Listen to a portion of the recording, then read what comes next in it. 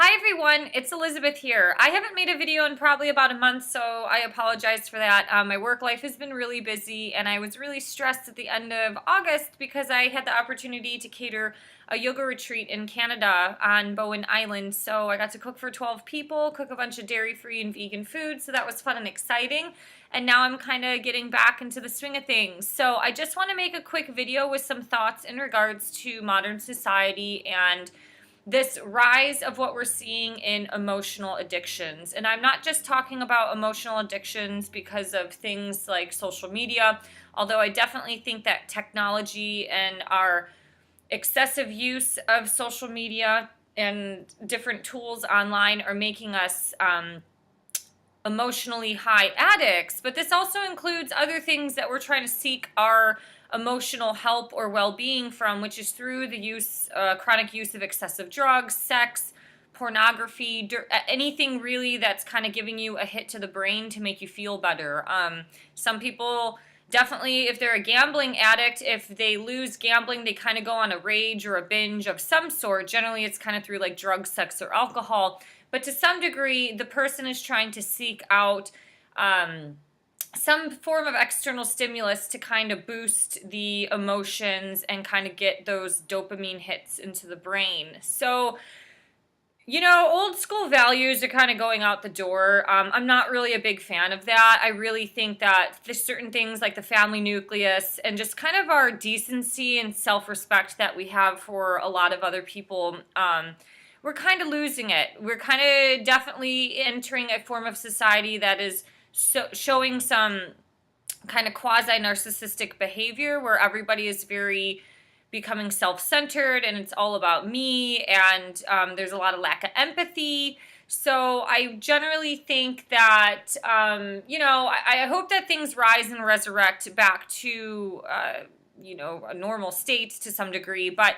anyways, I just want to talk about this piece of being an emotional high addict, and I say this because I definitely have seen this in my own life. When I was younger, in my early 20s, I had body image issues, and that got translated into, kind of the way I ate. I was vegan at the time, but I wouldn't eat anything with like carbohydrates or fat in it. It was really an unhealthy situation, coupled with like 2 to 3, sometimes even 4 hours of exercise a day. I was some sort of addict to some degree, and I also was an addict to caffeine. I would say that early on when I studied Reiki, sometimes Reiki and energy healing was like my lifeline. I'm not saying I was an energy healing addict, but I definitely used it as some form of stability to keep me feeling like I'm doing well in life, rather than cutting off that support piece and just saying, all right, I got it, and moving forward. It's like I always needed acupuncture. I always needed to heal myself. I always had to go to Reiki. And though I think these things are amazing and very helpful, I do think even in the world of spirituality, or with certain things like yoga and meditation, we can to some degree become addicted to those things as well.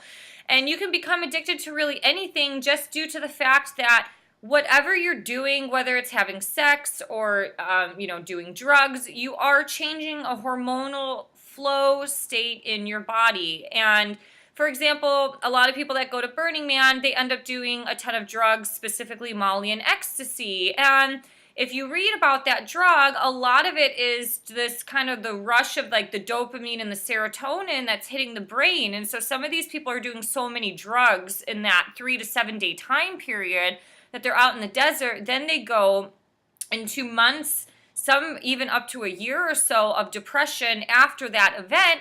And the reason why, it's because their brain isn't getting that constant hit of dopamine. I wrote a blog link that I have posted below, and that topic was revolving around is the question of, is love the most powerful energy on the planet?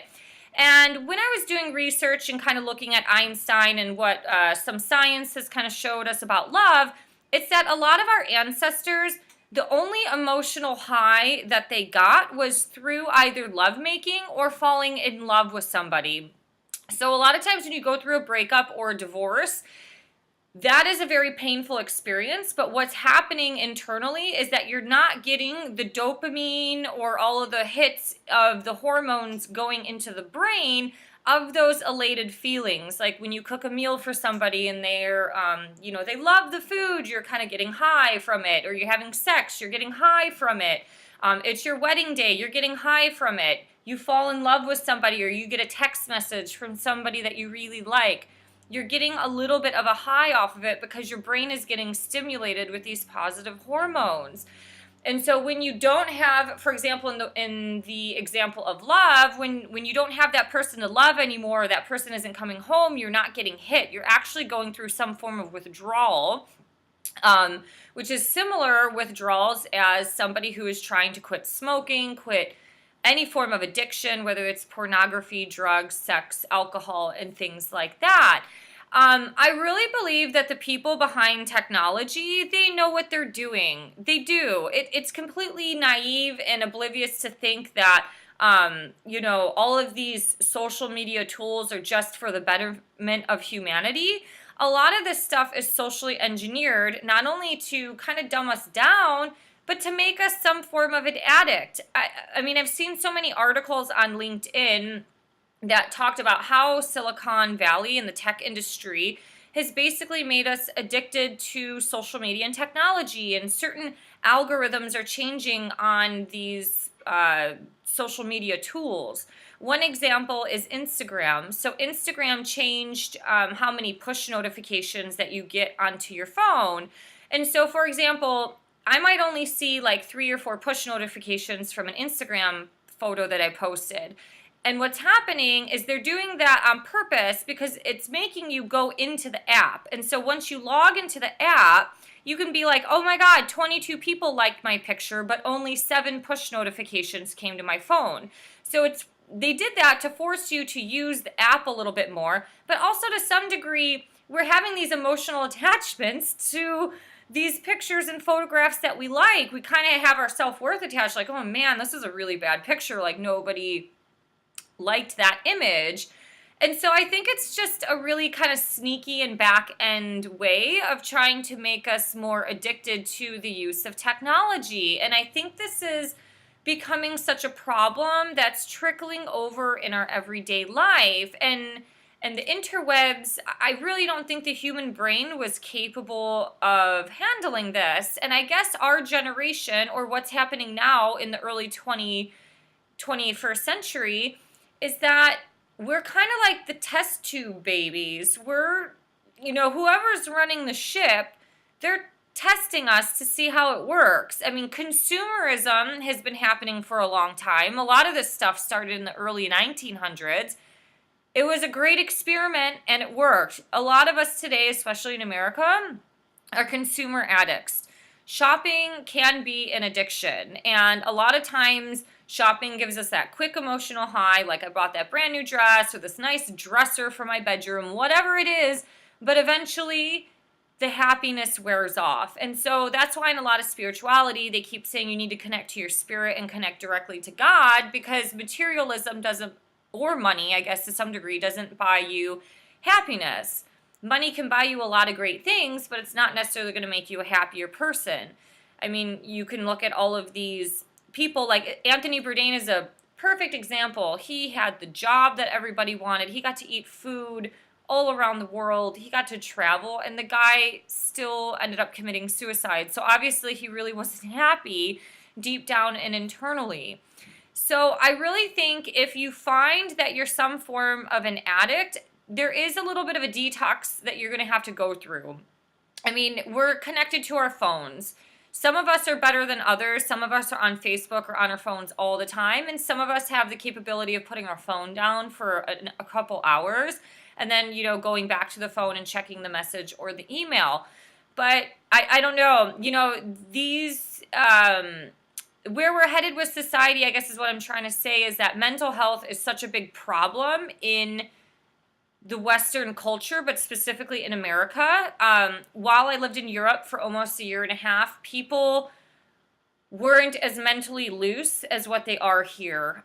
We are becoming a little too overly sensitive. We don't really have a bunch of grit. We don't really understand how to handle certain situations in our lives. And we always want things to, I don't know, just be perfect. And that's where it's kind of like sometimes we're living in a fantasy. So I just wanted to share some thoughts about this. I do have some blog links below that are related to this topic, but I do think it's very concerning. I've noticed this in myself years ago when I was late in my 20s. I was very much attached to how social media, specifically how it affected my career life, which that affected my personal self-worth and self-esteem.